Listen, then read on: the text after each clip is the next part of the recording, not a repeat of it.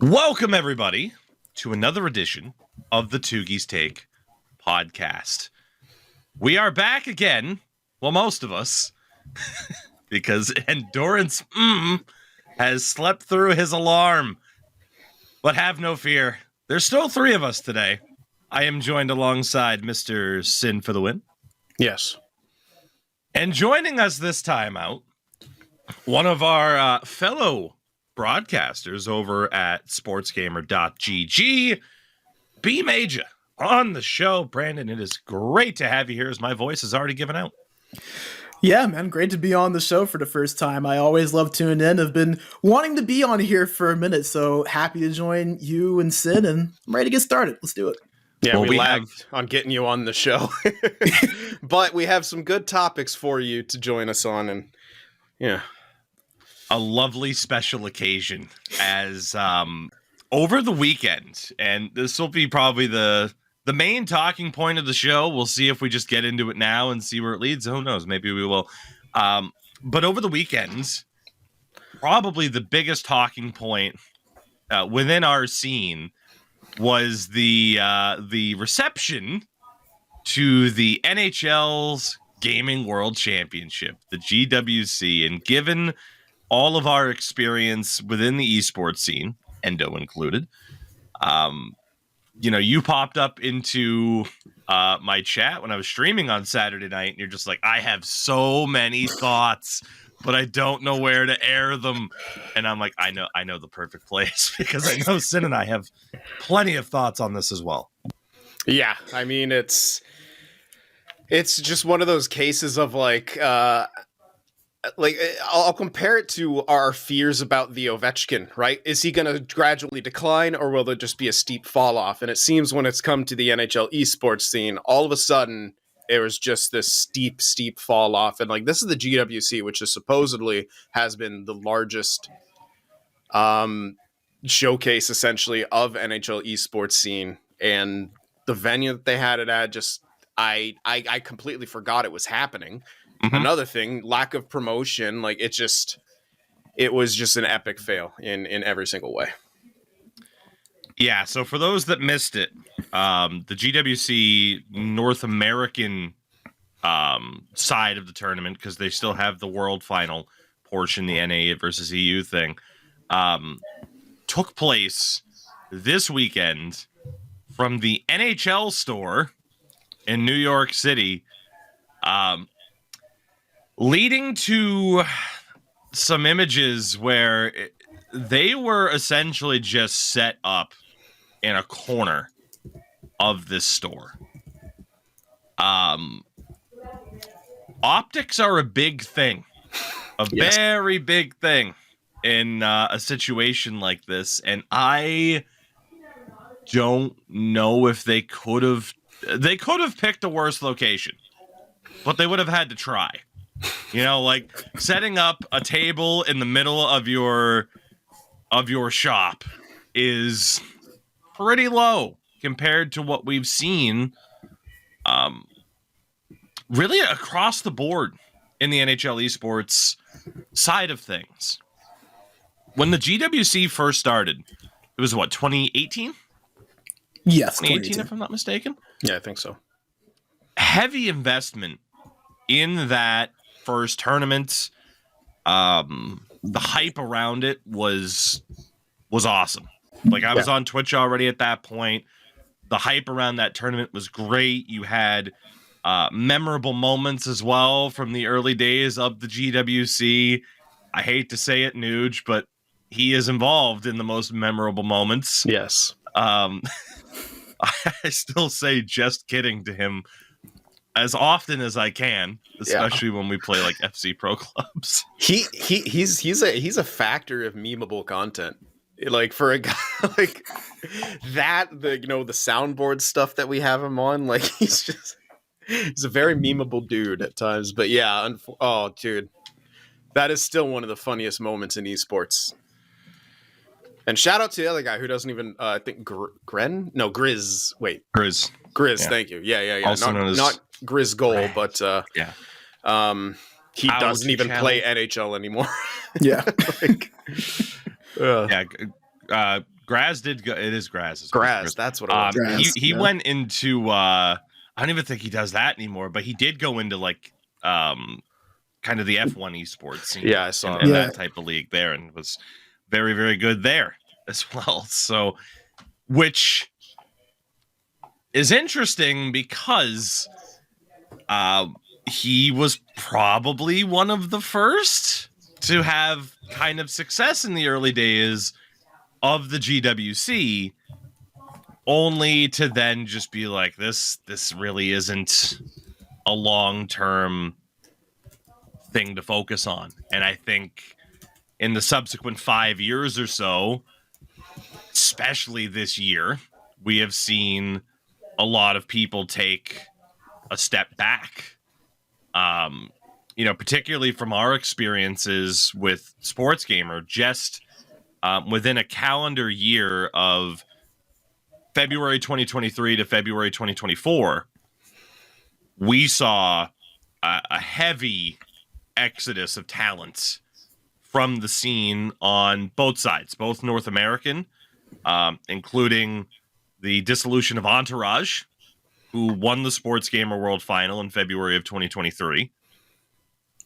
We have seen drastic changes to teams and organizations, representation that has gone away, players that have gone away and said that it's not really worth it anymore. And that's kind of the discussion I think that we wanted to have, was how did we go from the heights of pre-pandemic NHL esports, even during pandemic, I would say it peaked at that point because like the foundation was there, some of that money was still rolling in, and people, real sports kind of got shut down for a while, so everyone kind of turned to esports for a little bit. But because of all that, and like companies being having to be more financially stringent, so to speak, like then it started to fall off when that money began to dry up due to the pandemic. So it was kind of a good and a bad. Like viewership peaked around that time, hype level peaked, but then the money disappeared after that. So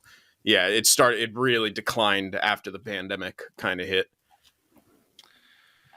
I can't disagree with that, right? And I did go back and look. So with the GWC, there was the 2018 tournament and the 3 different regional finals that they had. They had a Canadian regional, US regional, European regional, and it led to the final kind of 6 that they had there, held in Las Vegas for $50K. And like we mentioned, the hype level surrounding this particular tournament was up there. Like I remember solid viewership for not only the finals, the regionals as well, and just the build up to what felt like the scene finally getting the momentum that a lot of people saw. In 2018, you had already had LG around for over a decade doing what they do. Sports Gamer had already been around for years as well on the European side of things.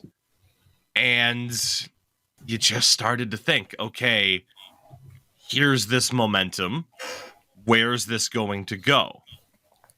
And really through the GWC is where you started to see that elevation take place. You started to see more NHL teams hosting these tournaments and getting involved, which we do still see today.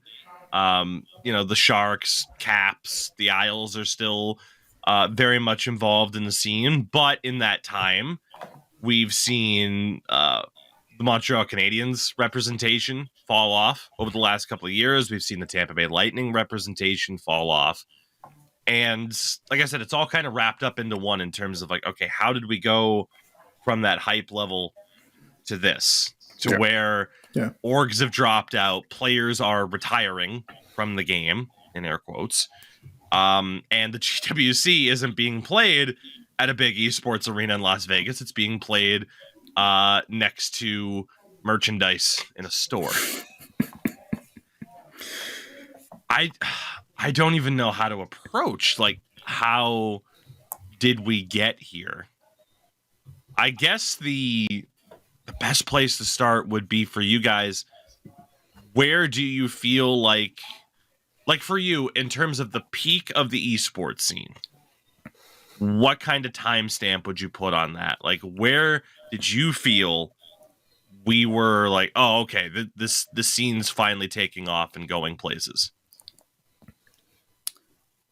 I would probably say 2019 up until early 2022. It's probably around that prime point. And I start with 2019 just because I think that was the second year with NHL GWC where people saw that first one and the success behind it. And you started to see people say, okay, this could actually work, I think, on the one side, at a bigger stage, in a grander scale.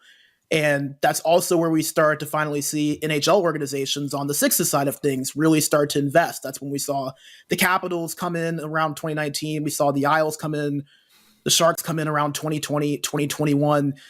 And I feel like at that time, it felt like NHL esports, especially as you mentioned earlier, Sid, with the pandemic coming in, teams and organizations were starting to invest in it and they were starting to see returns on that. And I think that the community definitely benefited from there not being actual things going on in the world. People were stuck at home playing the game, so they wanted to participate themselves or see the best of the best play the game themselves. But I just feel like since that late 2021, early 2022 period, we have seen less of a presence from a lot of these organizations. We've even seen on the EU side, organizations drop out completely, like the SHL, which used to have a very big presence. That was one of the bigger tournaments you would find on the Sixers side in Europe. They aren't doing anything really now. We've seen a lot of organizations on the Swedish side and the Finnish side of things drop out of representing teams.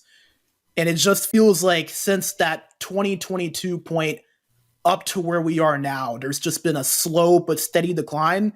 And this whole thing that's happened in the last, not even just this past weekend, but I think really NHL 24 feels like where we've really hit rock bottom, to where you have a lot of notable players, a lot of notable organizations pretty much distancing themselves from the community. And I think that it really did kind of start around that early 2022 point, and it's gotten progressively worse, it feels like, since then. Yeah, which is unfortunate because personally for me, like in my experience as a caster, like I felt like I began to peak in 2022 because that was the first time we were able to do a live finals. Yeah. And that's when I was getting really excited. But yeah, I would tend to agree. I would say, like, for me, definitely, like, leading up to and then during the pandemic, at least like the lockdown portions and maybe a little bit after that too, was really when I think we saw the height of viewership, involvement, and honestly just overall like chatter and hype around it. And it's crazy how quickly it's fallen off. And for me, it ties into the game product as well. Like if it's being played on that medium, there's, that's always going to have a part of it. Tougie and I were very excited for the new direction that the franchise seemed to be taking. With that, it's going to create some controversy. Some of the players and teams who had success in previous titles, especially if it's too different, they're going to probably not like it on principle because, like, well, they're not going to be able to do what they used to do to find all that success. And that starts digging into their pocket and things like that. But it also went beyond that, where a lot of things we were promised weren't ever delivered on. And, certain things were late. Various adjustments were continuing to be made to get it to a point of where, okay, well, now it's very similar to a previous title, but you've kind of burned the bridge already. And so the people that you lost aren't really going to come back. And so, yeah, it's a tough situation. And I think esports really face that dilemma of, if the game changes too much from year to year, the esports will suffer. If it doesn't change enough from year to year, then your kind of baseline suffers, like, of the product itself. And I know I'm kind of getting into the weeds on this discussion, but I think that all ties into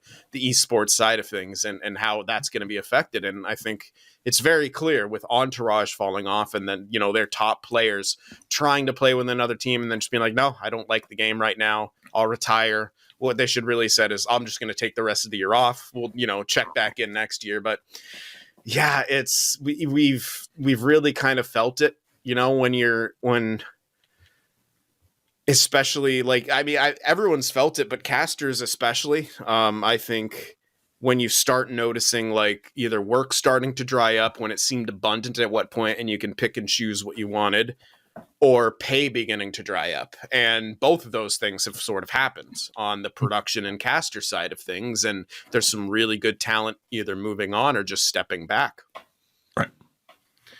Yeah. I mean, I think it's all of it, right? Like it's not a simple answer as to, okay, the state of NHL esports, how did it go from on the rise to easily having its, I would argue its worst representation, but that's only because, like, okay, so in the days of like NHL 15, NHL 16, the esports team was basically non-existent at that stage. I mean, it was outside of like an LG or something like that.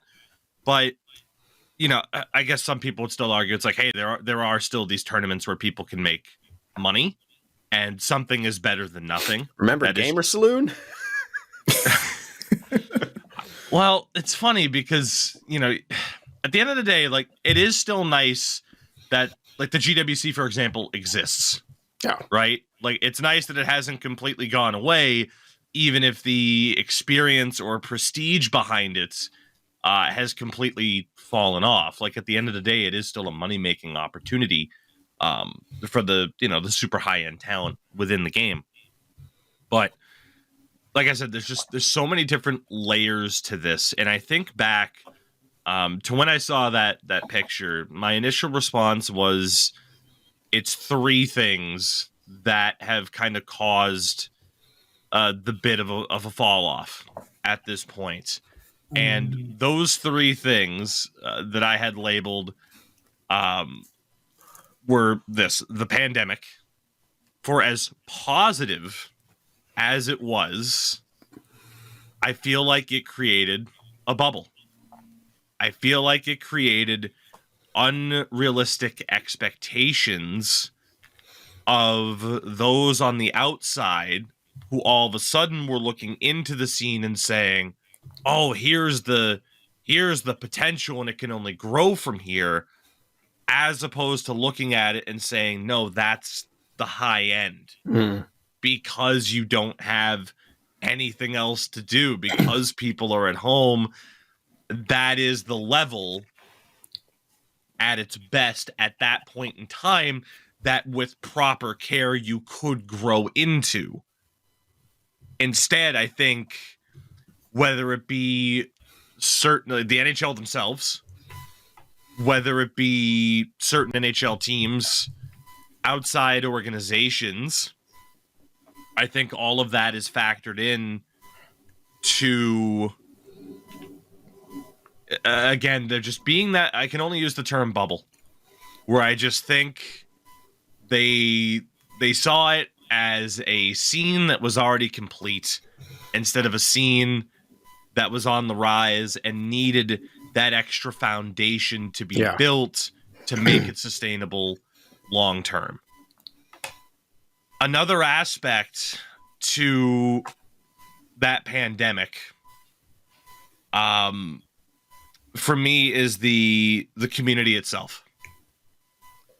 Every thing, every interest, every hobby, you will have toxic people involved. That is just a fact, because toxic people are everywhere. Who you define as toxic, that's up to you. Some people define me as toxic, and that's perfectly fine. But I can only think back to the experience that I had and that I saw firsthand during the pandemic. We talked about certain organizations being scared away. In 2020, that was 2020. There was an event put on in conjunction with the gaming esports org Northern Arena. Yeah. A huge opportunity for NHL esports to be associated with Northern Arena and what that could potentially represent, especially for the future of the growth in NHL esports within Canada. Unfortunately, right around that time of the tournament, we're talking about, what was it? June of 2020? And something happened in late May, early June of 2020. And it's kind of crazy to think about, but genuinely this was a factor. The George Floyd murder had a huge impact on NHL esports. And I know that statement in and of itself is kind of like, what the hell are you even talking about? Yeah, but wait, there's more. There's more.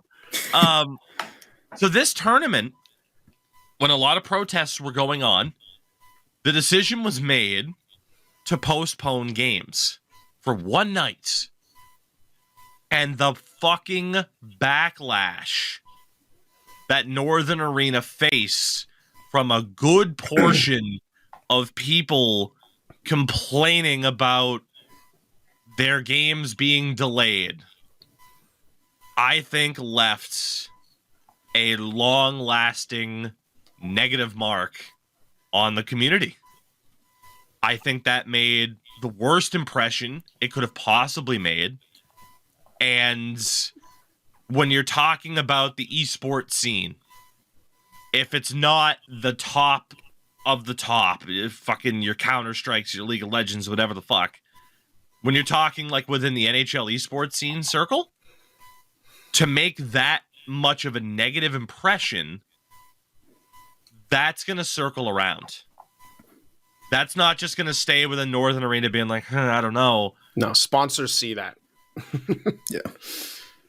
And when I say it was a negative reaction, I mean, I use the word toxic for a reason. There was vitriol. Yeah. It was gross. And it wasn't just like people of the community who had games. It was people of the community who just wanted to piss and moan about it, and who wanted to lash out at Black Lives Matter and, continue making fun of George Floyd and whatever the hell else. And it really was the just horrific timing for the NHL esports thing. And obviously the event itself is horrific in and of itself. And I don't think we need to expand upon that any further, but it's just, it was like it was a tinderbox in the NHL community. We've known that there's this level of toxicity in it. When it's a smaller community, it feels like that's brought to the forefront. Hockey in general has a very toxic reputation and a toxic fan base, perhaps more so than other sports, again, because it seems to be a large enough portion to where it stands out more than other sports because it's not as worldwide or it's not as large. So it's, and I think that's, it's unfortunate that it happens because those people are always the loudest and that's how it goes. But there's not enough of the positive to fall back on when something like that happens because it's a small growing thing. And I don't think those people realize how much damage they do to the sport and to the esports scene when they did what they did. Yeah. And I think just kind of to add on to that, if you don't mind, I think the biggest thing too with that you can't really forget to leave out is that not only did a lot of players have that backlash and the way that they did it, but a lot of them did it in a chat with officials that actually were running this tournament and are communicating with a lot of these sponsors. So they're seeing this and sponsors are seeing this. And I think it kind of goes to the point to where, like you guys mentioned, this community is so small as it is. It's not a League of Legends. It's not a Call of Duty. Even if you just kind of minimize that to sports, it's not a Madden community. It's not 2K. Hockey in general is a small community, and the gaming portion of that community cuts that to less than half. So the room for error is that much slimmer. And if, as a community, the community doesn't take itself seriously, how can you expect people with money behind this, reputations and brands to protect, to take it seriously as well? And that specific event, just considering all of the context behind it, some of the things that were said, that felt like it really set back the potential of the community to grow further than what it has because of the context behind it and just what we are as a community, just because it is so small and the room for error is so much slimmer than it would be for a normal esports situation. I think you guys pretty much nailed it, right? It's not that other communities don't have their toxic members. We already mentioned that. Everything does. The smaller the community, though, the more those voices are going to stand out. And the Northern Arena situation wasn't the start of the toxicity. This had been there. This had been festering. It's just a magnifying glass. Exactly. Let's be honest here. Now, none of us currently are affiliated with League Gaming in any way, but let's be honest here. Even dating back to when I took part in the league, NHL 13 or 14, and had a legitimate 13-year-old general manager, which is why I stopped playing. The chat box within LG has had its reputation as the most toxic, cringe 14-year-olds trying to be edgy, even though you know some of them aren't 14, they're 30 or fucking older. That had its reputation, earned its reputation years before the GWC was the thing, before the Northern Arena tournament was a thing. And I'm not going to sit here and say they had a responsibility to snuff it out, because I don't know if they would have been able to, because at the end of the day, it's very difficult to fully do that. But at the same time, I don't think enough was done within the community itself to self-police. Yeah. And by the time that self-policing was necessary, it wasn't already there, and people fucked up at the wrong time and fucked around at the wrong time, and it was incredibly costly. On the topic of self-policing, I'm going to shout out the Super Smash Brothers community, who has done an excellent job of self-policing. Another one whose community has probably shrunk over the years in way of other esports, but it still has a huge, well, at least bigger than NHL. There's still a lot of following. But Super Smash, starting with the players all the way down to tournament runners at this point, are shutting out competitors and players and members of the community from participating in tournaments and anything else like that, who have shown to be racist, homophobic, transphobic, and other ways just hateful individuals. And I think that's absolutely huge. And that's what needs to be done. You have to snuff it out and just say, okay, you want to be like that, you don't get to play. And for NHL, like things like LG, I think they're caught in such a position. Number one, maybe they didn't do the right thing because they're afraid to lose the membership. They're afraid to be seen as quote unquote soft. This goes back to hockey culture in general. Yep. And they're caught in a no-win situation where you almost have to allow them, because it seems to be that's your baseline, that's your customer base, and that is just not a good look. And because it all comes back to the community being small, and it's a self-fulfilling prophecy. Okay, why is the community small? Well, hockey's not really that well known or that well liked. Okay, why is hockey not that well known or that well liked? Old ass bad mentalities and bad cultures that refuse to change with the times. And so you feel like you have to cater these individuals. And this goes all the way to the NHL. You feel like you have to cater to these individuals because you don't have enough of a base. And the reason you can't attract more base and more people is because you're having these people at the forefront, and they are like it or not, like who represent your sports at times. And it sucks, but I think you could even go beyond just like things that people physically say, whether it's in a shop box or a DM. I mean, we've seen firsthand stories, especially on the NA side. I can't speak for the EU side because I don't play there, but we've seen firsthand stories of players getting doxxed and DDoSed and like things that genuinely go beyond just the game. Like we've seen people hit home personally to an extent. I mean, even going back to the story that's similar to the Northern Arena one, I remember during the Sharks tournament a few years ago, during the final, Olympia's goalie kept getting kicked out of his internet by someone else in the community. During a final that San Jose had their actual broadcasters, they're broadcasting. And it's just another example of how the community can't expect to be taken seriously if it doesn't take itself seriously. Like, yes, is it a bad look to see Anna Dua having to do a report on NHL GWC in front of something that literally looks like Tougie setup right now? Yes. But is it also a horrible look to have professional broadcasters in a professional setup and we can't even start the games because someone thinks they're funny by DDoSing someone off of their internet to where we can't even start the series? Yes, like as much as it is a problem where things are from a game standpoint, from the investment that we're seeing from leagues or organizations, there's also a lot of self-searching I think the community has to do to where it says, yes, these scenarios aren't great, but how can the community put itself in the best position to get opportunities? And I just don't know that we can look at the community right now and say that it's really done itself enough service or due diligence, I guess you could say, to say, yes, people should come in and invest in this. At least not right now. I think, Sin, you nailed it a few minutes ago when you talked about the setup of not having enough people, so you cater to the wrong people. Of the hockey culture aspect being the outdated dude bro bullshit, but at the same time, what's the number one hockey podcast out there? It's Chicklets. And they personify that dude bro mentality.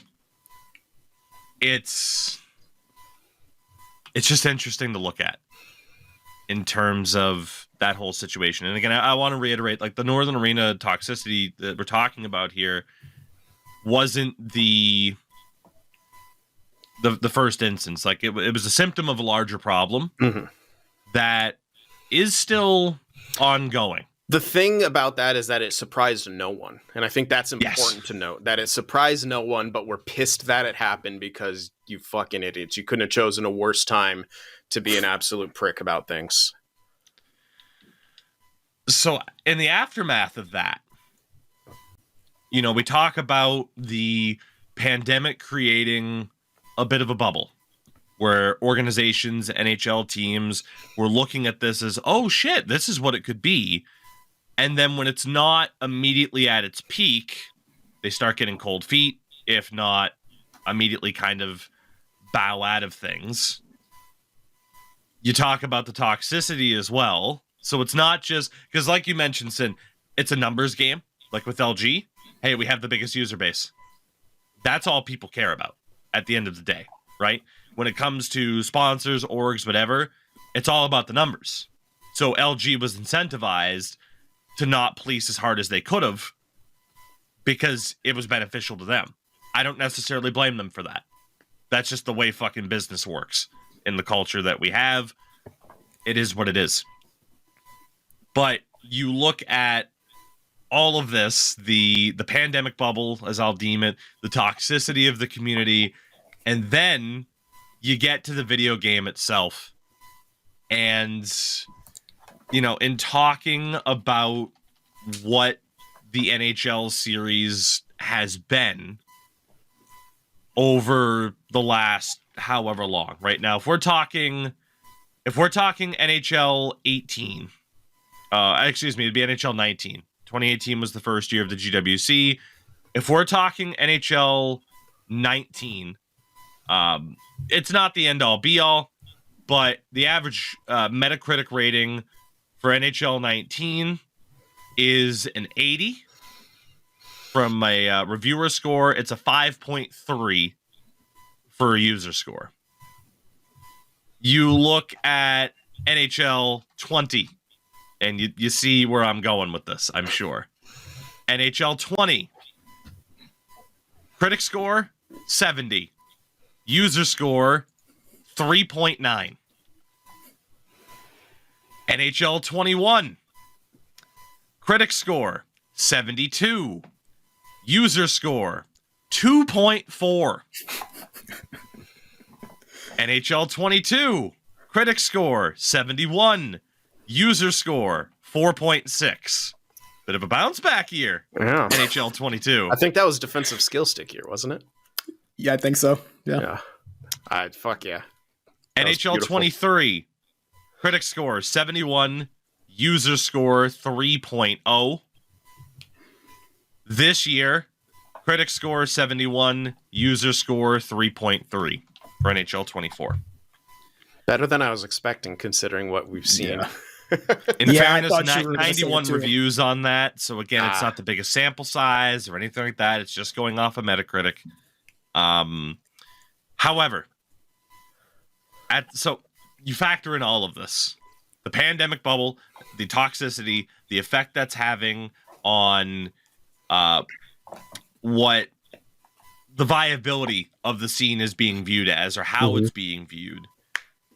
And then you have the game itself, excuse me, taking a very this fucking COVID cough, man. I can't shake it. Just out of nowhere, it'll just like catch and I fucking lose my breath, and it sucks for someone who's known for being long-winded. At the same time all of that's going on, you have at the very least a perceived dip in quality. Whether or not it's true or not, I think depends on the individual. Optics are everything when it comes to a business. I mean, optics are everything. So you have these organizations looking at the numbers not being what they thought they were going to be, looking at having to deal with the more toxic aspects of the culture, and then you have the game quality dipping all at the same time, to the point where you have some of the better competitors who are stepping away. Numbers aren't what they looked like they were going to be. Toxic community, skill level within the community falling. No shit. NHL 24 and the state of the eSports scene for that game are in a reduced state compared to what people were hoping and thinking the community could be 6 years on from the first GWC. Yeah. It's a perfect storm. In terms of what it means moving forward, man, I don't know. Because, as Sin mentioned, you're caught in this cycle within the community itself. The video game itself is stuck in that cycle of who the hell do they focus on? Because it's very evident in terms of the development time that they have on a year-to-year title. They're just not going to be able to fully address the concerns and wants and desires of the competitive scene and the casual side at the same time. They're not going to take that approach of let's have this be an esports focused year, because that's not their directive. At least we can presume. The directive is to try and hit on all fronts, but you can't fully hit on all fronts because you don't have the fucking time, you don't have the resources. Like, no shit, the NHL team doesn't have the resources. Madden isn't accomplishing that goal of making everybody happy. And while I don't need exact numbers to know that Madden gets way more resources in terms of time, people, money. Same thing for FIFA or FC now at this point, where you know that community isn't fully happy either. So no shit, NHL's in the state that it's in, and it just leads you to the point where it's like, okay, how does the esports scene bounce back when you already have questions of how does the video game itself bounce back? I think we've kind of seen where, even though the game might not be in a great state, can you remember at all, really from NHL 18 up to this point, to where the collective esports community was like, yep, this is a good game? I can't remember 1 year. I think that as a whole, the community, even though it's not going to necessarily love the game, they'll find it playable because they want to play competitively.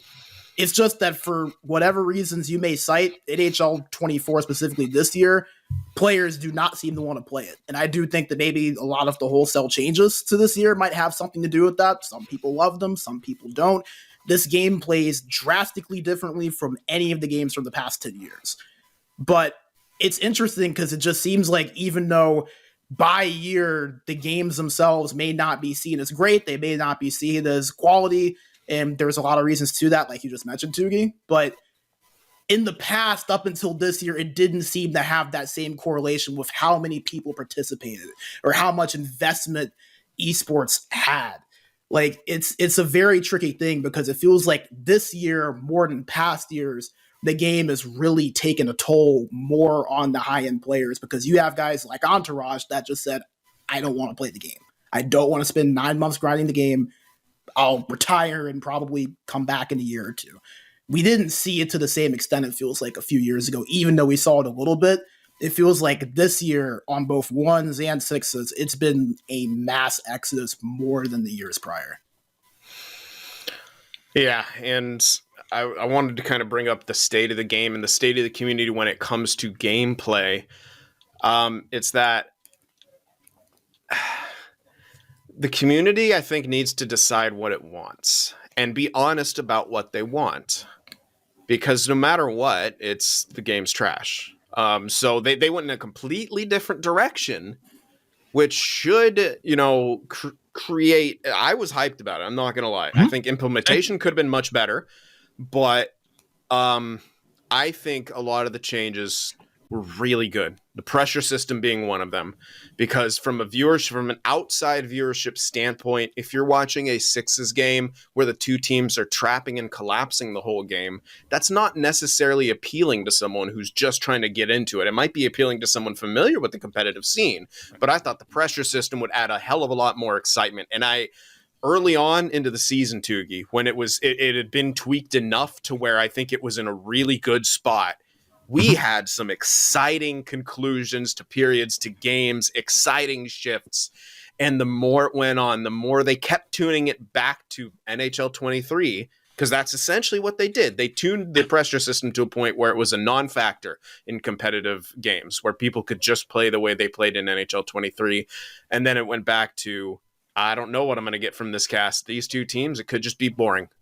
And so I think the community, you clearly don't want a realistic hockey game, because the pressure system, despite what idiots were saying, is realistic. You get tired defending. The attacking team doesn't get as tired. They're able, to tire out the goalie and stuff like that. So, okay, you don't want that. You want more of an arcadey simulation, but then you also piss and moan about how it's not realistic. So at that point, EA has to kind of just throw up their hands. Like, we don't know. We tried something new. Everyone hated it. They don't have the luxury to tell that portion, fuck you, this is the direction we're going. Because, again, harkens back to the LG thing.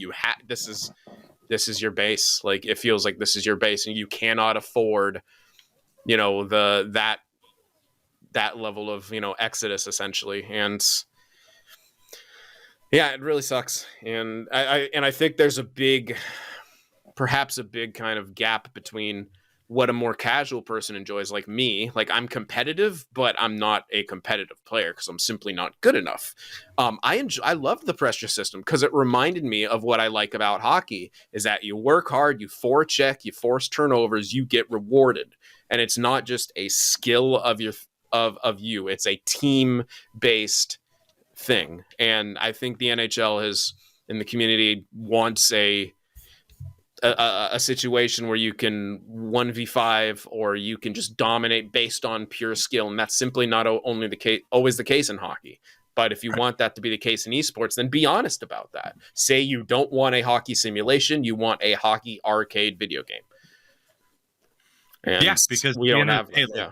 It is an arcade style game. Like, if you want the ability to, like you said, 1v5 the other team and just have this crazy fucking highlight reel, or to be able to have it replicate, it's unlikely, but in Counter-Strike, big time tournaments, there are people who can survive a 1v3, a 1v4, or whatever the fuck, and be the hero. If that is what you want, then yeah, it's just funny because all of this, right? All of this wraps up into, like, Jesus Christ, what the hell is this game going to be? What the hell is the esports scene going to be? There's so many different aspects of it that are all wrapped up into one. Yeah. What does the NHL want at this point? What do they want the GWC to be? As it is, the NHL doesn't know what they want their own fucking league to be. We talk about that on a weekly basis here, Sin. The community doesn't know what the fuck they want. So how the hell would EA know what the hell to deliver? And even then, there's still an aspect of it's what EA wants, which what do they want, and how does that change based off of what they hear from the Game Changer Design Council, whatever the fuck, who act as conduits within the community that doesn't know what the fuck they want, between also taking feedback from casual game testers and stuff like that, because EA does that as well. It's not just No Sleeve said this, so this is what Ultimate Team is now. It's not how it works. We can suggest things. We have... I can only speak for me. Do I know for a fact if roster sharing would have been in the game had the community not pushed a franchise creator like me to say, keep pushing for roster sharing? I don't know. Maybe it would, maybe it wouldn't. But I'd like to think that people saying, hey, keep pushing for roster sharing actively helped. And maybe I'm foolish for that. I don't know. But that was an example of the community knowing what the hell they wanted. I feel like from an offline standpoint, it's a hell of a lot easier as opposed to gameplay, because you're never going to have agreeing opinions on gameplay, and it just creates this mess. Another thing I wanted to bring up, and I think the GWC continues to be wrong for this, is to focus on 1v1. Hockey has always and will always be a team sport. If you want to draw people who are fans of the sport and not just fans of the video game, it has to be the team element. Watching sixes is always going to be better than watching a 1v1, because the goals, while there are some similar goals and there's higher quality chances, they come in a lot of different ways. Whereas in 1v1, it's all about exploiting the AI, exploiting the goalies, and exploiting it really is. And yeah, it's a video game. There's always going to be that. But sixes tones down on that because your opponent will not act in a predictable way like an AI does. And I think, and I've been screaming about this since 2018 and 2019, like GWC needs to have sixes. Sixes is the future of NHL esports. And I understand 1v1 is probably easier and cheaper for sure. But six, if you actually want a long-term sustained success, then it has to be a team game. Because those are, it's a team sport, number one, and team-based esports are much bigger. Like League of Legends, Call of Duty. It's not just a 1v1 Call of Duty. It's not just 1v1 on Halo. The only way 1v1 would work is StarCraft, because it's an RTS. It's a completely different style. But yeah, I think that's the biggest mistake that was always going to plague NHL, is that they focus too much. At least the largest tournament focuses too much on 1v1, whereas sixes is a better way to market the competitive side of things. Because if you want to mirror hockey, that's the way to do it. And let's face it, that's what the esport is existing to do. That's what the game is existing to do in some way, to mirror hockey. I feel like that's the number one complaint, too, that you see from people that don't really compete competitively, but watch things like the GWC casually. Like when you go to a post any other year, when they announce the GWC winner, they advertise that people that don't typically pay attention just sort of saying, oh, it's just the same person scoring the same 2 goals and abusing the computer. And, I get it. Logistically, it probably is a lot easier to do a 1v1 tournament. I know it's probably not cheap to fly out 2 to 4 teams. That's 12 to 24 people that you have to pay flights and hotels for. Mm-hmm. And I get all that. But at the same time, I think that just the overall product, people outside of our current community can invest in that more easier than they would be able to a 1v1, because it's just one person controlling one person and the rest are AI, compared to something like sixes, to where you have 6 different people to where all of them are going to have to be mentally locked in. Mistakes can be made from human error, and other humans are the ones that have to capitalize on them. It's not just continuing to have to, I know that the AI goalie doesn't make saves from this specific spot, or, if I hold the puck behind the net long enough, the AI defender is going to cheat and I can just go and give it across the net for a cross crease. Like, you don't have those same elements at 1v1, because things are so trained from AI. There's not that same mental battle that you see in sixes. And I think it's going to be easier for casual viewers that maybe are not like us or are not as invested, to invest themselves in that and be entertained by that. Yeah. To your point about the 1v1 game, like, I don't know how impressed, for someone who knows the game, right? Like, for example, Sin and I, June of 2023, were in Helsinki. We covered the Sports Gamer Elite Sixes final and the 1v1 final. The Sixes final was entertaining in and of itself, but the 1v1 final was captivating because you had a player in Tempinen who he could see the zeros and ones in real time. Like, I have never seen somebody control and dictate the gameplay the way that he did in this 1v1 final. And it was just pure domination in both the semifinals and the outright finals. He was getting 5+ goals a game. And right. it was, I was meaning to bring up Dempinen because it was, you and I were just awestruck by the sheer level that he was able to be, and it's not to take it away, but it is exploiting the system. Like the way he was scoring the goals, it's like he knows how goals are going to go in. He's practiced this. He's an extremely technical player, and that's who succeeds in those 1v1s against AIs, is the ones who understand how the game works down to like you said, the zeros and ones. Like just understands the programming so much that he was just above and beyond anyone else. I've never seen that lopsided of a performance anywhere. And in terms of the marketability side of things, what's better to market? The 6v6 side of things, or, here's Tempinen who can control the game better than anybody else and has mastered the exploits and knows what movements are going to cause what reactions from poor AI and so on and so forth, right? Like, it's just, obviously from our perspective as people who have called, the majority of our games that we've called have been sixes. Mm-hmm. We all have experience calling the 1v1 side of things as well. It is that sixes aspect. It's the fact that, on each team you have 6 different personalities, the actions of 6 different people, really 12 different people in unison, are going to make a difference on the game. I mean, we could sit here and the narratives are better too. Yeah. The stories are better. The histories are better. Mm-hmm. When you're talking about people changing teams, revenge matches, like there's so much more potential in sixes, but it's that short-sightedness of NHL and the esports scene in general, is that, well, this is the cheapest, this is makes the most money right now, and they're not looking at the big picture. They're not looking at what could be, they're looking at what is. And that is the biggest problem when it comes to the NHL and by extension the esports side of it. The problem is, in terms of this whole conversation, right? We're not going to find the solution today. Unfortunately not, no.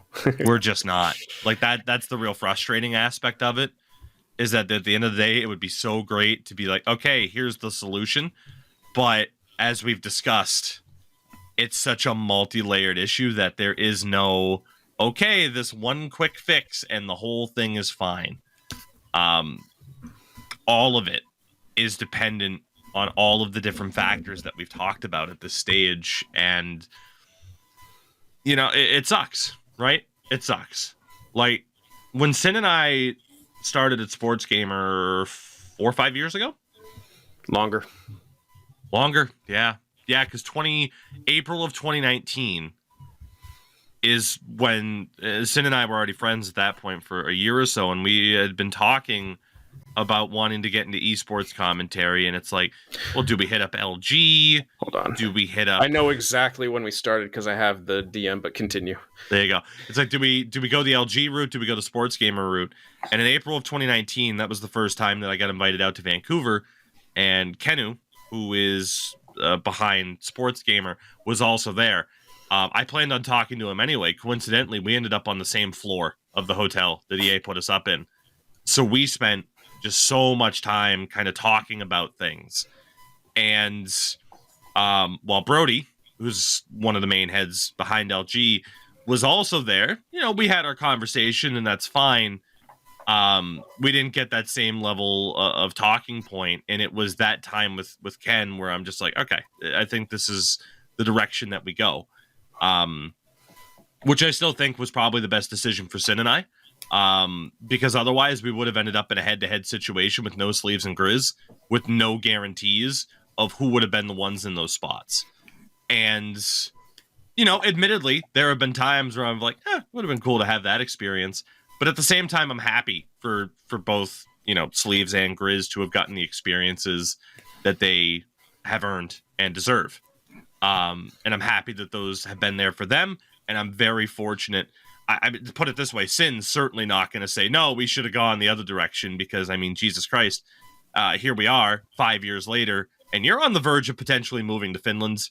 You have a significant other over there at this point. And starting a family, yeah. Like, I'm like, I get to take, you know, my now wife over there as a result of this. Like, we're perfectly fine. Like, you know, we can joke, like, yeah, we don't exactly regret missing out on an NHL shop experience over the weekend. But there are other really, really cool things that the likes of Sleeves and Grizz have gotten to do. So from that aspect, it's worked out well across the board. It's just that kind of thought of like, you just don't want those experiences to go away. Yeah. And I can't speak for Sleeves and Grizz at this point in terms of what their thoughts are on like, oh shit, what's the future of this? I would imagine they feel similar in some regards in terms of like they can see what the situations are right now and want it to be better. And that's, I think, what we all want, is for it to be better. Yeah. Sin, you found that text, though. I did. I started talking to Kenu in September of 2018 when he put out a tweet looking for casters for Sports Game over here in contact. You and I didn't start casting it until 2019, though. Okay. So, which was after that Vancouver trip. So yes. So yeah, it was, and that's how I found out you had also talked to him, because it was after the Vancouver trip, and then you were like, "Yeah, I'm gonna be casting for Sports Game." I'm like, "Oh my god, me too. We're casting together." And yeah, so it was 2019. But yeah, at this point, it is now March. I think our first ones were around the springtime. Yeah, and we had casted both. I think we'd actually just started with NA and then transitioned to EU later. I think our first casting job was NA, but yeah, it was 2019. So at this point, it has now officially been 5 years, which is nuts. And it's crazy because it's one of those things. That's half a decade. Fuck. Yeah. Like it's one of those things for me, right? Where it's like, I've talked to it's you about this. I've talked to my wife about this and everything, and other friends, where it's like, from my perspective on like the content creation front with Twitch and YouTube, man, if it ends tomorrow, I don't regret the time investment at all. Like, there's been some great opportunities out of this. I've made some great friends out of this and everything like that. And it's like, just the fact it's like, okay, based off of where I could have been versus what I'm doing here, like, yeah, no, I'll choose being able to sit here and shoot the shit with people like you guys for an hour over whatever the hell it could have been. So it's still worth it, but at the same time, it's one of those things where, number one, you still don't want it to end. And you can still, especially from the eSports side of things, you can still see the potential of where this could go. And for me, it's not even a matter of like, I want to make sure it's me. It'd be nice if it was me. It'd be nice if it was Sin. It'd be nice if it was Major. Like, we talked about this, like that World Final in February 2023, the only, the two key people that were missing were Brandon and our buddy Nick, F5 Penguin, in terms of the people where it's like, shit, it's like the group almost doesn't feel complete at that stage. And it's one of those things where it's like, shit, now in the future, we want that type of event to happen again, and for everybody to be able to be involved in that. And obviously, when you're talking about uncertainty from the NHL's own production, there are uncertainties with an LG. There are uncertainties with the Sports Gamer, with a Sharks Gaming, a Ducks Gaming, Isles, Caps. Like, there's going to be that uncertainty because, again, the path doesn't look as clear as it once did. And it's just, it's tough when you can see the potential of things and the hard work that's been put into things. And I know the three of us especially will stand by the work that we've done with Sports Gamer, and we'll put it up against anybody. Mm-hmm. I think particularly the final that we just put on for Sports Gamer last month, where you had Sin and I on commentary. BMajuh did a lot of the interviews to spice things up and just add to that production even further. Nick still VO'd the hype videos. Mhm.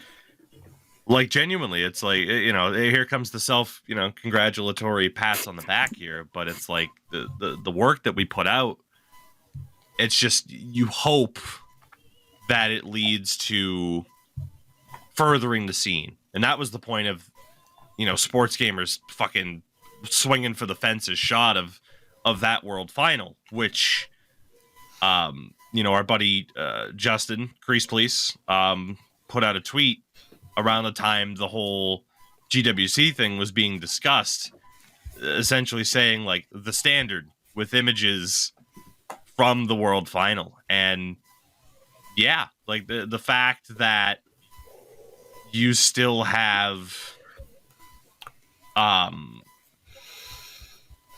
independent source being the ones to essentially push to set the standard, it's frustrating. Yeah. You hear the three letters NHL and you expect a certain quality.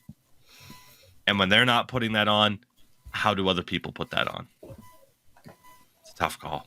But, gentlemen, is there anything else in regards to this? Because, again, as I've mentioned, it's such a multi-layered topic. Yeah, we is can there go anything round else and that round. comes to mind? I Doesn't don't look like think it. that this is, I will say, like, I don't think that, just to be clear, I don't think this is like this is the end of NHL esports, it's never gonna go. I don't think it's that. I mean, I do think that it's at a rough patch, 100%. No one can even come close to denying it, but I do think that at the bare minimum, I mean, let's just use that final a month ago as example. I mean, the level of quality and production, everything behind that, it's important to remember for those that don't know, that entire thing was done remotely. That was not in a LAN. That wasn't in anything like that. Some of the better productions we've seen have been done remotely. So in terms of being able to put on good tournaments and being able to get events that are high quality and that players and sponsors and organizations want to invest in, is still plenty there. I think it's just a matter of, on all 4 or 5 pillars that are causing this problem, whether it be game, leagues, orgs, communities, doing that soul searching and saying, okay, what needs to be done and how do we go about fixing it? And then actually putting in that action to fix it. Because I still think that this community and NHL esports as a whole still does have that potential to be something great. Will it fill out a 20,000 seat arena by any stretch? No, probably not. It probably won't ever do that. But at the same time, I still think that we can at the very least get back to where we were a few years ago, to where we were like, okay, this actually has legitimacy and a future towards it beyond just now. Yeah, I mean, World Finals, like we had in that assembly arena at the height of the people sitting in those chairs, that was 150 to 200 people. Yeah. Like, and that's pretty good when there's other games going on at the same time in a country with a population of 6 million. Like, just imagine if, we're able to get that little bit more, we just take it in baby steps, and we were maybe gifted something a little bit too big at the wrong time during the pandemic, where the viewership numbers on Twitch were huge. And then, that people started to kind of expect that, but it's still a growing thing. So it's the perception of, are we in a rough patch, or did we just have a peak when we weren't quite ready for it? And I think that's an interesting thing to consider as well. I think that's a fair way to label it, is that the scene tried to grow too fast. And now we're seeing like, oh shit, this ceiling is a lot shorter at the moment than we thought it was, and we don't quite have the boost to break through it. I think the fear, though, is that, again, like, people know that the potential is there. The only question is whether or not the important factors that can really make a difference and propel this to where it needs to be, I think the fear is, like, have those factors been permanently scared away? And you obviously have to hope that that isn't the case.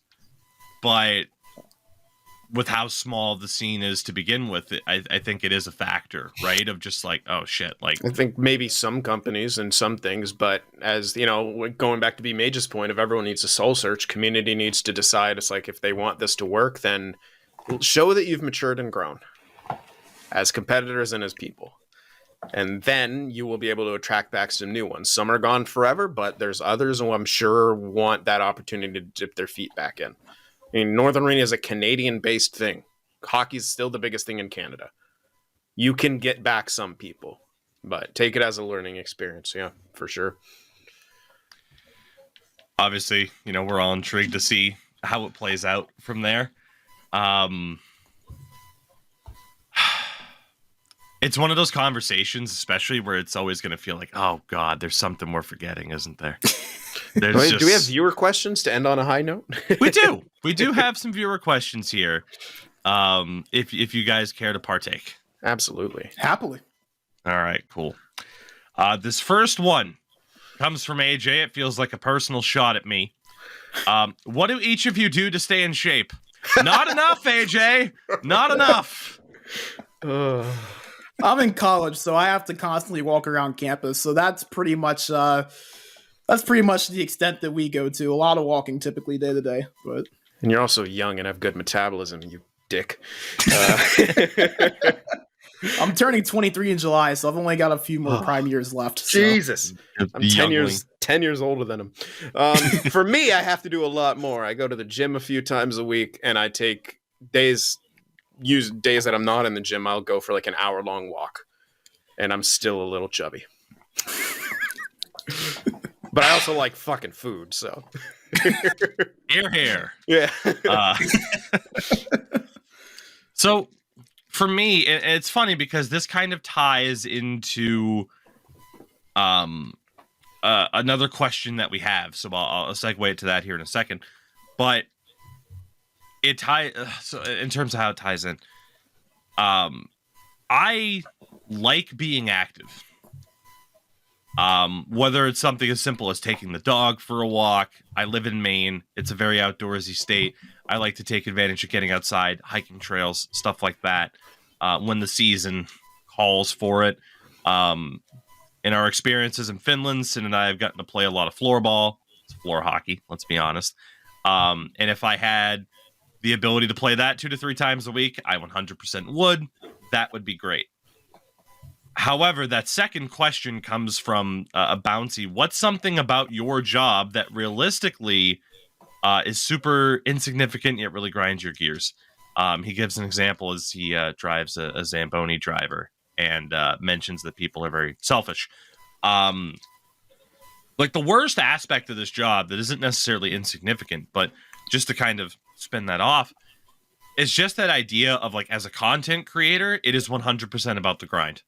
As much as people don't like to be like, oh, it's not about the grind, it's okay to take time off.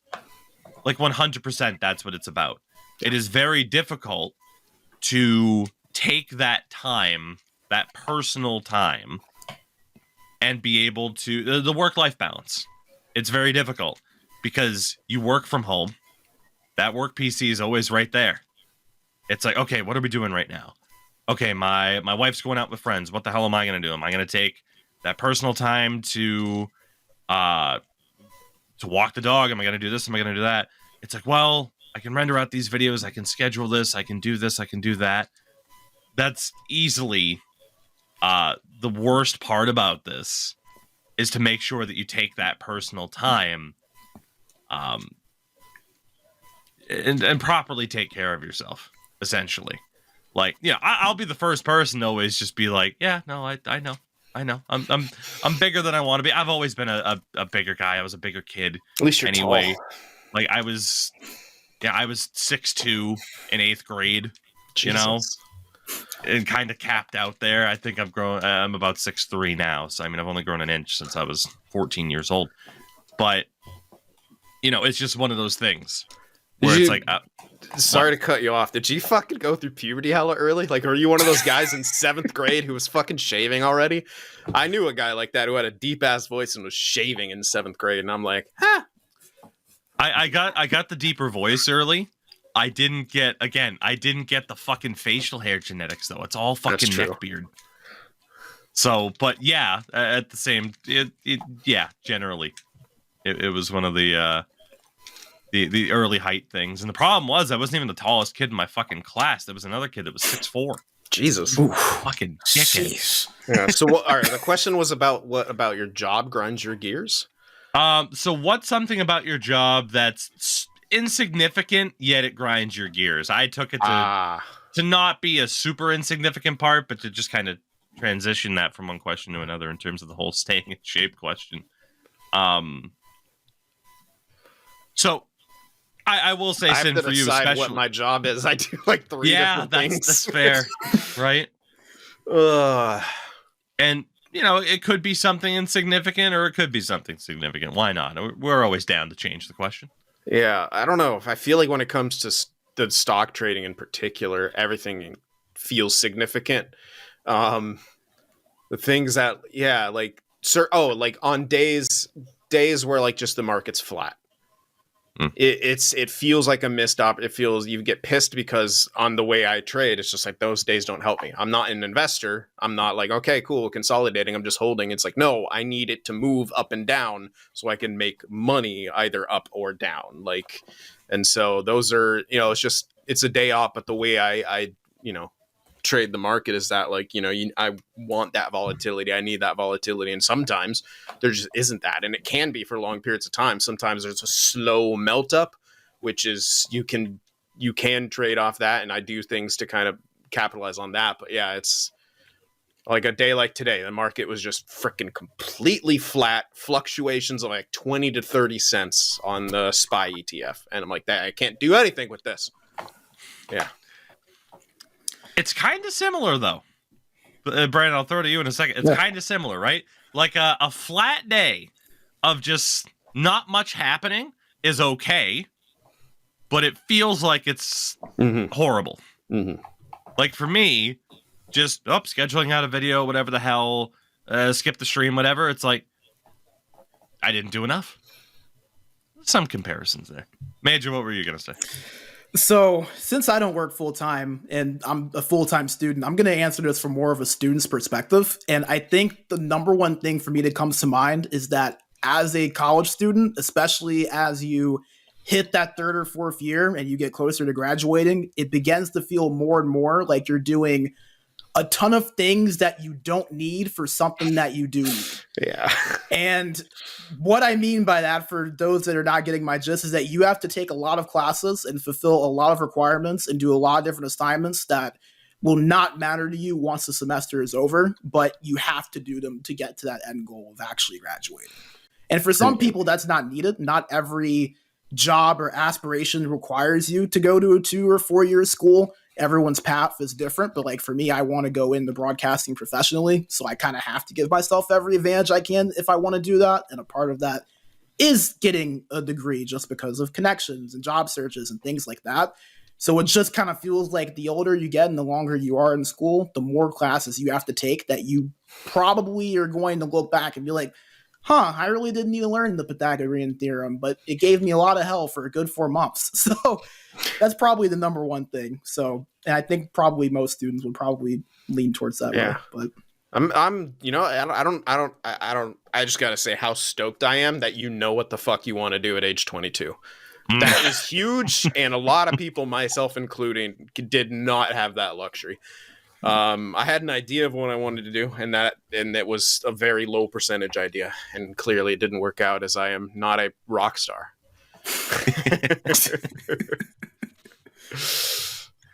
Rock star of a different kind, or even a professional musician. I just play for fun now. But yeah, that's awesome, man. I wish you the best of luck too. Thanks, man. I appreciate that for sure.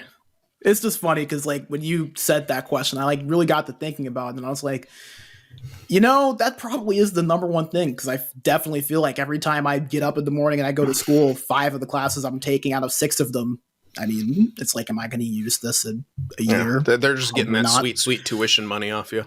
Yeah, with all that's those what a lot requirements. of it is. Yeah, people forget, like, universities and colleges are businesses first. Like, yes, they're education-based businesses, Which is very but they silly. are businesses first. Like, you can take 6 classes and 4 of them will have nothing to do with what you want to do.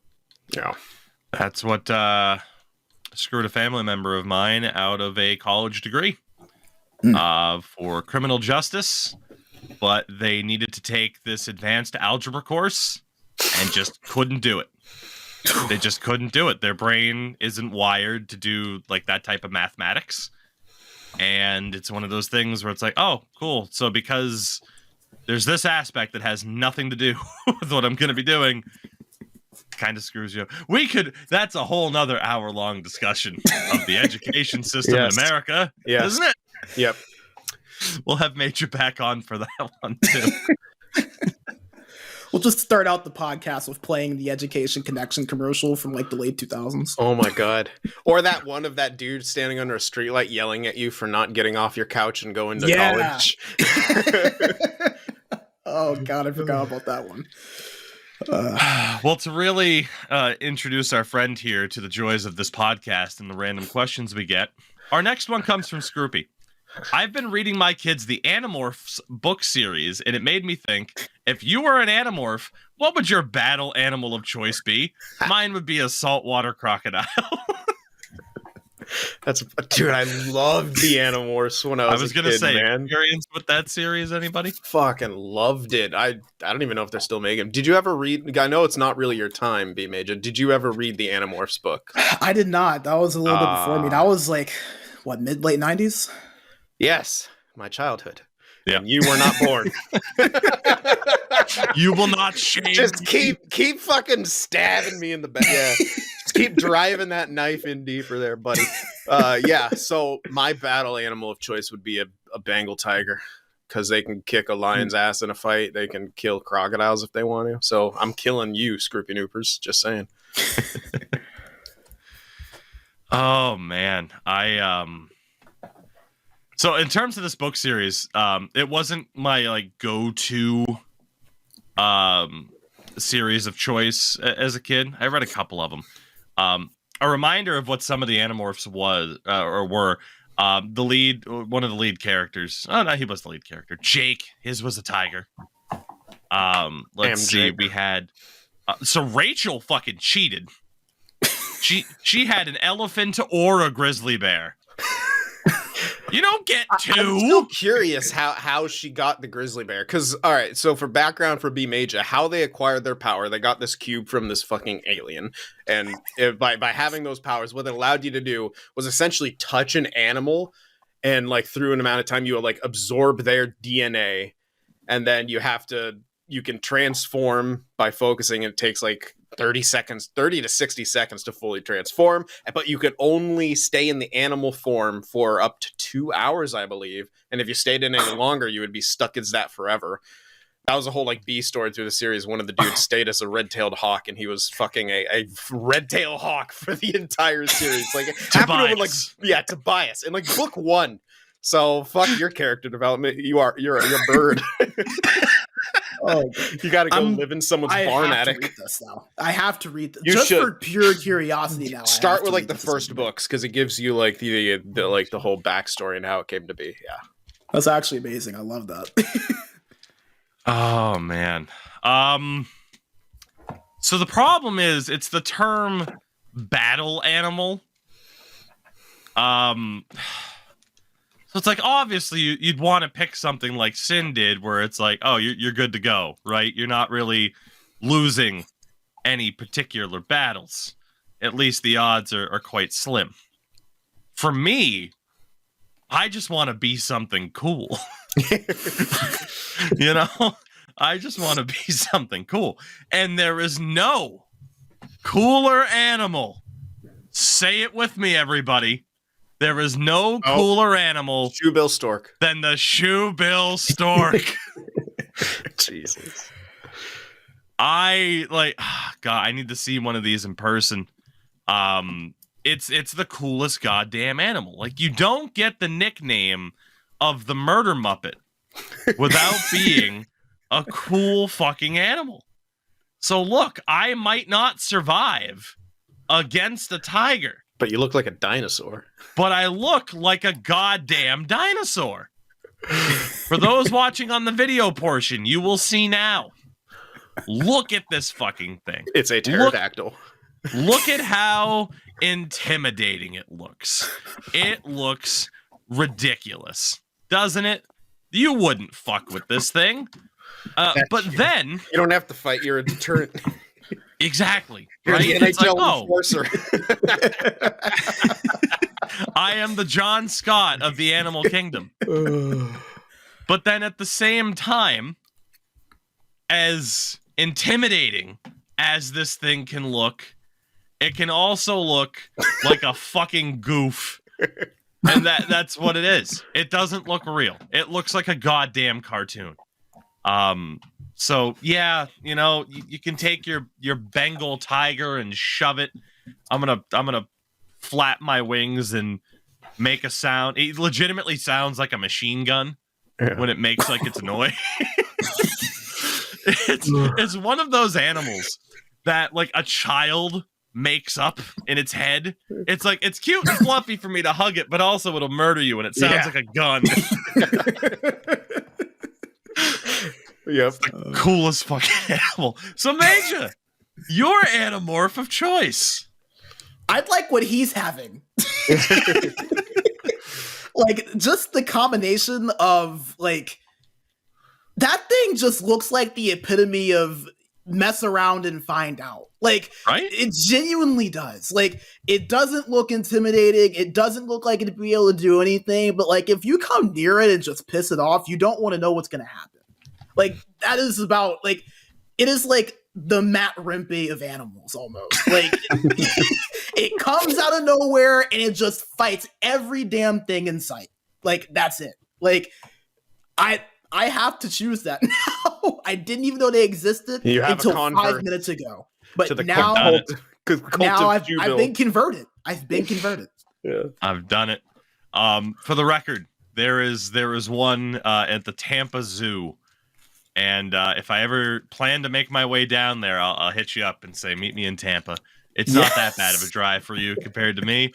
It'd be worth it, though. Oh, my gosh. Oh, our next question. We got a couple more here to round this out. From the great Smuda. Have any of you worked retail? And if so, what was your worst experience?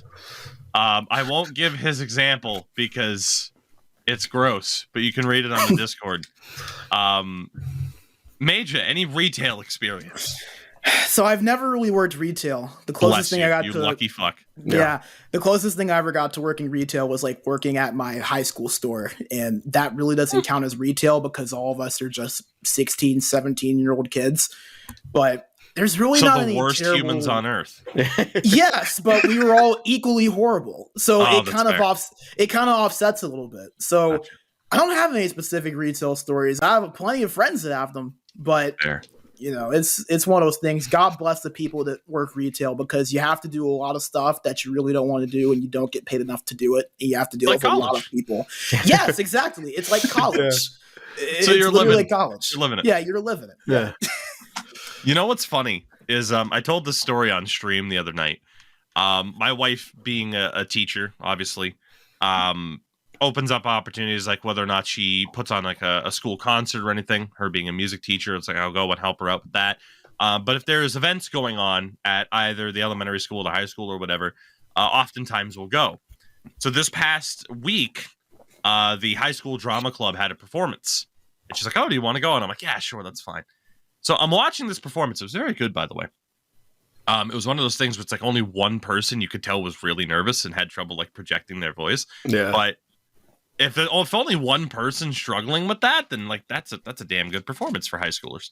But I got back to thinking because there was a banner that was like class of 2024, 2025, 2026 and stuff like that. And I'm like, first and foremost, Jesus fuck, I'm old. But the second one was like I was transported back to that time, 17, 18 years old, junior, senior in high school. And I'm like, man, I felt like such an adult. I'm ready for the world. And then I see 17, 18-year-old kids performing on stage, and I'm like, you are literal children. Where are your parents? You're not old enough to be performing a part of a stage play that involves death. This is inappropriate for people your age. So I just had that moment as, I know Sins had his moments on this podcast of like, good God, I'm old. I figured I'd share one of my recent experiences of feeling this. Yeah. I don't, this wasn't technically a retail job, but it was customer service, so it's close enough. I worked at a pizza place for a long time, mostly as a delivery driver, but as part of rotation, you have to be inside the shop at times, always doing things. And part of it was answering phones or doing the register stuff. Dude, customers suck. And fortunately, I had a great boss where he said, if anyone disrespects you, you can tell them to get out. And then you can, if they know me, they can contact me and I will talk to them. He was an incredible dude from Syria. And anyway, but backstory aside, I can think of a lot of moments, but one of the one that couple always stand out in my mind. One lady would always come in and ask for a military discount because her son was in the military. And I'm like, we don't have a military discount. Yeah, like we didn't have a military discount. Second of all, you're not in the military. It doesn't matter if your son served. That doesn't extend to you his fucking discounts if we had one. The second one was this dude who just wasn't fucking getting it. He's like, yeah, let me get a salad. I'm like, all right, which one do you want? He's like, no, like just a salad. I'm like, yeah, like we have several options of our salads. Which one do you want? He's like, can you just like give me a salad? I'm like, buddy, I don't know how to charge that. And we don't do custom orders. What kind of salad would you like? And he's like, well, you kidding me? Just give me a salad. Like, and I'll pay money. I'm like, and he wasn't fucking getting it. And he was getting mad at me. Like I was being the asshole because I wouldn't give him a salad when I was just pointing to the menu. Like, all right, this salad has all this. He's like, I don't want any of that. I'm like, well, you take some of it off. He's like, no, can't you just make me like a salad? I'm like, oh my God. And nope, Kevin Bacon wasn't in Footloose. Exactly. And that is just the type of people in any retail job that you have to deal with who fucking think they're right all the time or they're entitled to something. And that is just epitomizes, I think, what it's like working in retail or any sort of customer service is just these fucking idiots who think you don't know better. They look down on you. And yeah. So what did he end up getting? Was it literally just lettuce and a fork, or did he just want you to pick something off from the sound of it? He wanted the fucking manager at the end, and so I'm like, cool. I wiped my hands of this. I went back and got our fucking manager, who said the same things I did, and just like, and I don't know what happened to the guy or anything like that, but I love that. It's like, okay, yeah, you want the manager, and then I'm just listening in the back. He's telling him all the same shit. I'm like, yeah, go fuck yourself, like. Yeah.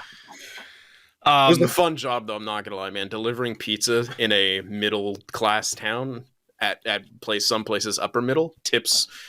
That was the best actual day job I ever had. I made average $20-25 an hour doing that job, and I got to be most of the time in my car listening to music. Not bad. Yeah, not bad at all. Yeah. Out of high school, I did the whole overnight stocking shelves thing at a grocery store, so I didn't have to deal with people too often, except at like the very start or the very end. But if you're stocking shelves at a grocery store at 6 a.m, it's all old people, so they're fine. More often than not, it was, can you get this off the top shelf? Which, yes, I can. I still get asked every once in a while, if I'm just grocery shopping, some shorter person will come up to me, can you grab this? And my wife laughs at me every time. I also worked at a Lowe's around that same time too, and it was okay. I mean, I don't have any horror stories other than just I hated working register. Yeah, I just didn't want to do it. It's like, look, we have a lot of that job. I should have stayed at that job sooner, honestly, or longer, I should say. A lot of it was like, hey, we need 12 grills put together today. I'm on it. I can do that. No problem. That's easy. But it's like, hey, can you fill in on register 3? It's like, do I have to? Yeah, dude. I just don't want to talk to people. Yeah, especially during the time I was still figuring out that I was completely introverted. And that's why I love just being by myself in the car. And dealing with people, number one, is overwhelming, but dealing with customers is even worse. It's like people times 10. Yeah. It's not great. Interesting one here. I was actually going to use this as our segue to the video game talk, but we just kicked off with it. From Ivory, are there any video games you've been playing off stream lately in your own spare time? Any games that you've been wanting to get into? For me, this is an easy answer. No. Like, outside of playing some pro clubs with Sin on FC, I have just not had the time to play stuff that I've wanted to play. Like the more recent Spider-Man game that's come out in the past couple of months. It probably came out like 8 months ago now. Let's be honest, time flies. I just haven't had time. And it's been that lack of time that's been frustrating, because I could stream it, but then remember when we talked about numbers are the biggest incentive? It's tough to see your viewership fall by 2/3 to stream a game like that, because either people have already played it themselves, they don't want it spoiled, or they've already, they have someone, a content creator that they watch do that type of stuff. I just haven't had that spare time. The laundry list of games I'd like to play in my spare time is massive. But remember when we talked about work-life balance and how difficult it is to balance the work itself? And then it's like, well, am I going to sit here and play an hour or two of Spider-Man, or am I going to walk my dog? Am I going to take care of the dishes? Am I going to do this, that? It's just, there is not, I really wish I could clone myself. I really do. And then have the mutual shared experiences. It's something I accepted a few years ago. I am never going to have enough time to experience everything I want to experience, whether it be video games, movies, TV shows, whatever. It's just, I am never going to have enough time. Yeah. So I've been playing Bannerlord, Stronghold, and another game which I'll mention. I've done Bannerlord on the channel, and I'm currently doing Stronghold on the channel. But I've been playing Star Wars: The Old Republic, which is essentially like if WoW, World of Warcraft, was Star Wars. It's an MMORPG set in the Star Wars universe in the times of the Old Republic, and it's so sick. Like, it's a really great game and holds up extraordinarily well. Came out in like 2013. They're still updating and coming out with expansions for it, but it's right up my alley because I love RPGs and I love Star Wars, and the story for it's amazing. I'm a sucker for good stories, and you get to be a Sith or a Jedi, and all your decisions affect whether you're light side or dark. So you can be a dark side Jedi if you want, or you can be like a light side Sith, or like a gray Jedi if you just kind of go in the middle. It's a tremendous game. Nerd. No, yes. That sounds like a lot of fun, to be honest. Major, what about you? So nothing specific, but I think the one thing I've been really wanting to try to get into more, really over the last couple of years, I just haven't at the time, is more story-based games. I grew up mostly playing sports titles, whether that be 2K, Madden, NHL, more recently MLB The Show, because I've always been an Xbox guy, and that was a PlayStation game for so long. But I've really wanted to get more into story-based games. And funny story, you want to know who originally got me into wanting to do that by watching his streams? Justin, Grace Police. I was watching him play Life is Strange, the first one, and I got really into it. And his viewers at the time got really into it because I loved the story of it, and I loved that you could actually play a game that was like quest-based. So I played that. I played the original Bully, which was also very fun to play. So I kind of got more into like story quest-based games. So I kind of want to get back into that a little bit when I have the time, hopefully when things slow down a little bit over the summer. I got a good list of games for you then, because I love like story-based games or RPG type. Like, do you mean like narrative-based games, like more story, or like more free-based narrative where you're making decisions and choosing to accept their certain definitely free-based narrative. I like games where you have to make one choice or the other, and you know that they can have different outcomes. I kind of like that because it has more replayability. Have you ever played an Elder Scrolls game? I've not, but I've heard they're really good. Yeah. They're involved, and I hear that they take a long time to complete, so I just have not gotten into it, because if I get into it, I want to be able to kind of like go through it. But for me, my suggestion to you, speaking of games that I've had a fun time playing on stream, I need to suggest to you David Cage and his world of video games, including the likes of Heavy Rain Beyond Two Souls, and perhaps my top suggestion, Detroit Become Human, which is a robot that becomes a bit sentient in terms of his role and his fellow robots in society. It's a fun time, to be honest. I recommend that one in terms of choices mattering and stuff like that. So, but yeah, now I'm depressed about the times that I don't have to play games and finish something like I still haven't finished Red Dead 2. I don't know if I ever will. It's just such a massive fucking game. It's like it'd be the only game that I could play. This is why like the roster editing thing for me in NHL is taking for fucking ever, is because I've realized like, is the juice worth the squeeze anymore? Yeah. You know, where it's just like they don't care as much as I do, so I shouldn't care this much, and I should dedicate that. Like the amount of time I sink into roster editing, I could make other videos and play other games and be much happier. So, fun. The final question, again, comes from Bouncy. I'll allow him 2 this week because we missed one from last week, but this was a good one. With the ongoing news of devastating blow after devastating blow of awful news regarding hockey culture, mental illness, injury, all the other stuff, at what point do you personally say goodbye to the NHL? At what point do you cease to separate art from the artist? And if this were to happen, would you even be a hockey fan of a different league? I think it's an interesting question because throughout the history of the show, we've always talked about, you know, it's like, okay, here's the Kyle Beach thing. And for example, a judge today, there was an ongoing lawsuit being filed from the other John Doe, and a judge just today ruled that the Hawks aren't going to be able to dismiss it. The Hawks tried to claim statute of limitations, and the judge is like, go fuck yourselves. So that story is still ongoing, and all the other things that have happened in terms of the attack on Pride nights and enforcer deaths and all of that. I've talked about it. Like, this podcast in a lot of ways has covered my decline in interest of the NHL. I still have interest. I still love talking hockey. I still love watching it. I'm getting more into it now that the playoffs are closer. It's been tough though. It has been. Because it's already at the point where I don't watch the WWE anymore because of a lot of shitty stuff. I don't watch the UFC anymore because they don't pay their fucking fighters.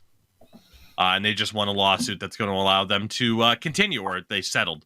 It's going to allow them to continue to underpay the fuck out of their fighters. So there are certain things where it's like, you just, for me at least, I can't have that separation. Where I can't enjoy something if it's just like, I can't not feel gross knowing that I'm supporting this. The NHL was close. It was very close in terms of what it would take. At this point, I mean, it's tough to say because they've already pushed the line so far. Yeah. So to be honest, I wonder if in part I'm just like, have I already passed that point and then just been like, fuck it and forgiven it? And maybe I have. I don't know. For me, it's like, I think my interest in it has just declined, like, for sure. Like, it has steadily declined. It's a lot in part having to do with the league stuff, a little bit in part with like the Sharks are clearly tanking. I'm not going to watch every single game. Right. And I just, you know, it's, and but the thing that, like, when I first started content creating on NHL, like, I was so much more into everything. I was doing my own mock drafts at the time. I was a couple of years into me doing that, and I was really into who was coming up, who was doing all that. I would watch like scouting videos being like made, like huge raw footage of a certain player, hours long, to see what I thought that they're going to be. I remember very specifically watching Nico Hischier and Nolan Patrick scouting packages for that upcoming draft. And I'm just nowhere near that anymore. Maybe it has to do with being busier and having other things on my mind. But yeah, it's a lot in part with what the NHL has continued to do. And for me, it's like, yeah, if they continue down this path and continue to to do what they're doing, there might be a time where I just no longer watch. But it's just, for me, I'm just in a steady decline right now of interest.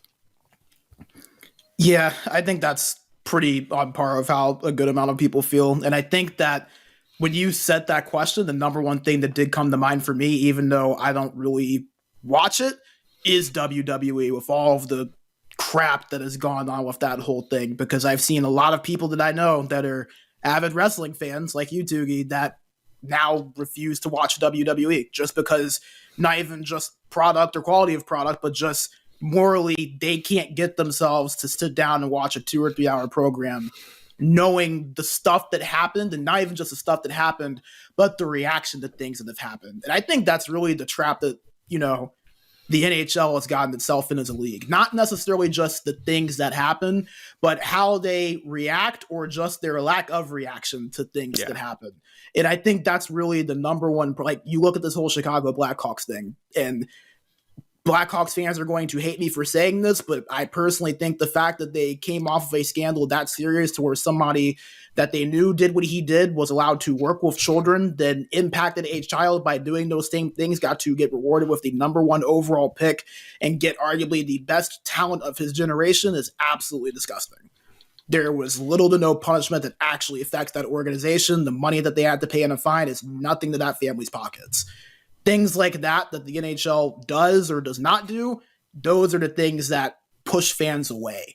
And I think the Hockey Canada thing that's going on right now is another example of something that had little to no reaction or not enough reaction.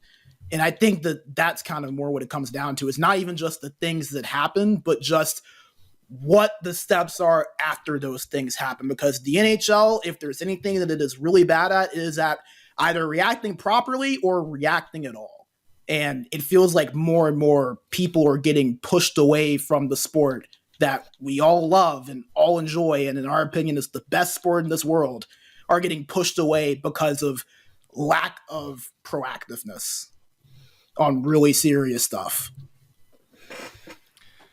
So the countdown is on. I believe it's another 12 years until BMajuh can run for president, but the countdown is on, everybody.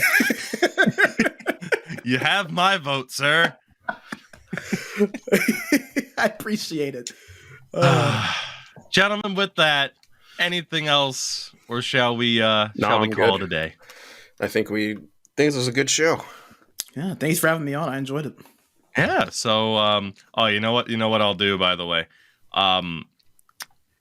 because I still had the Metacritic stuff up when we were talking about things. If you had to guess what the user score is for NHL 14, the most acclaimed game of the series, if you had to guess what the user score is on Metacritic right now for NHL 14, after I named off all the other ones, what do you think it would be? User score. The critic score was an 81. User score, I would say it was at a 4. I'll go a little bit higher. I'll say a 5.5. For the most critically acclaimed game of all time that everyone wants back, the user scores 6.1. That's pretty damn good. 47% positive, 26% negative, 28% negative, 26% mixed. The most recent review on this is from 2016. So it just goes to show that at the time, what is now viewed as like the glory days, even then, was a controversial game, including a review from September 14th of 2014 from Bramsterdam, who gave it a 0.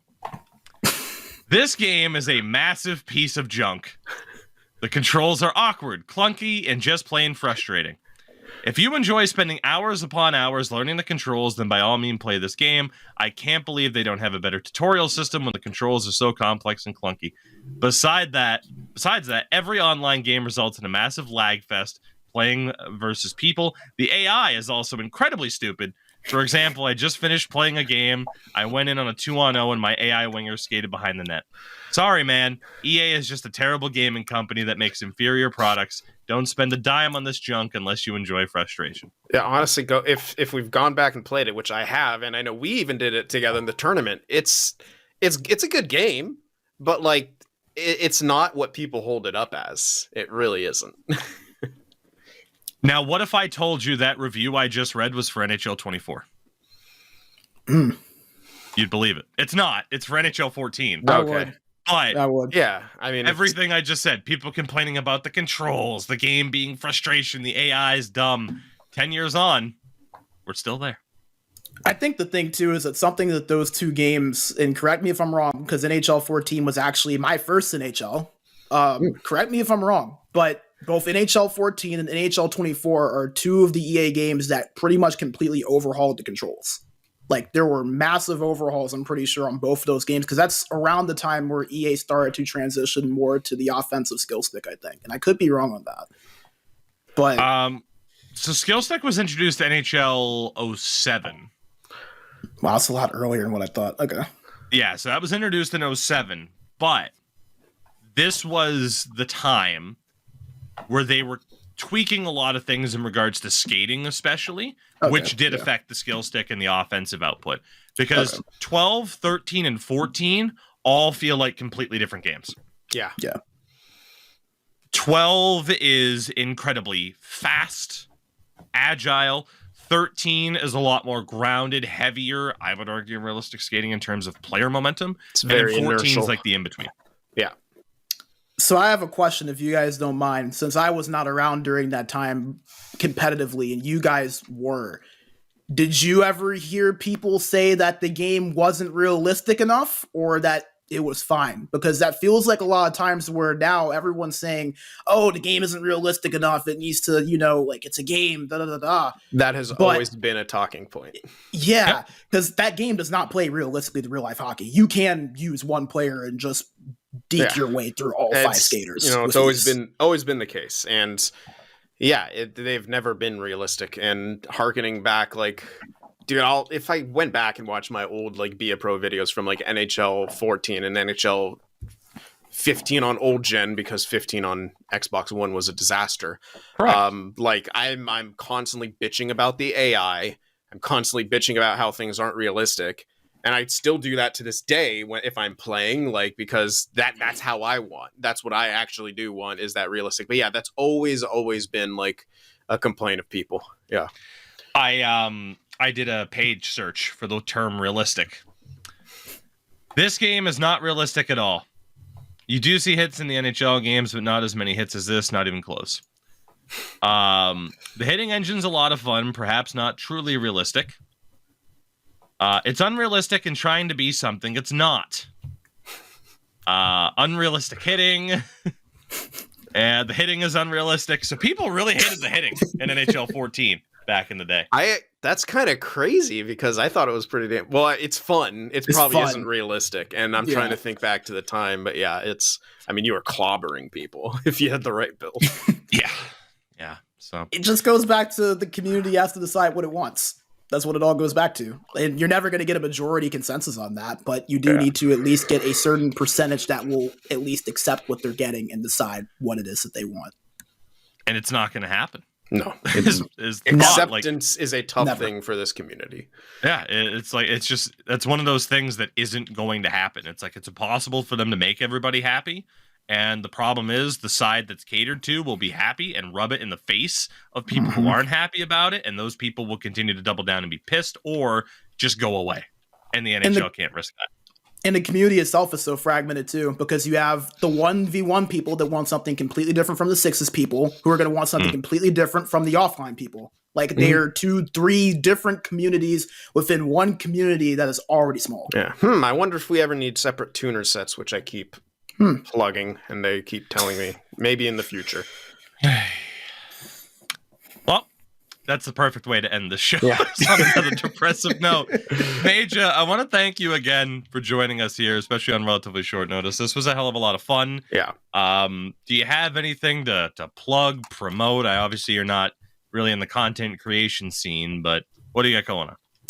Well, if anyone wants to just keep up with me and what I'm doing in terms of the broadcasting, you can follow me on Twitter or X. We're not calling it X, Elon. Twitter. Damn right. BMajuh, BMajuh. Or if you or an esports team want to get some kind of video or graphic, I do a little bit of freelancing on the side with that. You can follow me at Majuh Edits _. So MajuhEdits _. So you can find me on either of those two things, and feel free to drop a follow or reach out if you or your team want something fun created for you.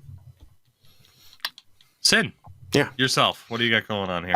Yeah, still rocking my new St. Louis Blues series on my YouTube channel, Sin FTW Productions on that side of things, and you can find me on Twitter if you can, Sin FTW Prod. I am probably shadow banned. But let me check if I type your name in. Sin. No, okay, you might not be anymore because now it pops up. Let me see if I can tag you in a tweet. I think you finally started showing up for me again. Good. Interestingly enough. Good, yeah. I did stop blocking blue checks at the high frequency that I was, but yeah. There you go. Okay, I won't promote the fact I'm playing MLB on Twitch or whatever in the YouTube stuff. I will end this by saying it's the funniest fucking thing in the world to me. There was an old tweet of Elon from his Saturday Night Live appearance where he's sad Wario.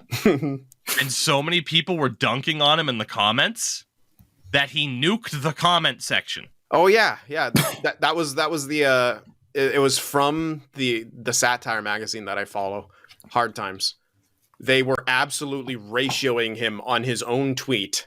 He deleted from 2 years ago. Yeah, he deleted that tweet and he literally removed the comment section. God. That's the only reason he bought that fucking thing, because he was forced to. With that, everybody, we will be back either later this week, depending on the hockey news, or perhaps next week. For now, though, thank you again for tuning in, and we'll catch you next time.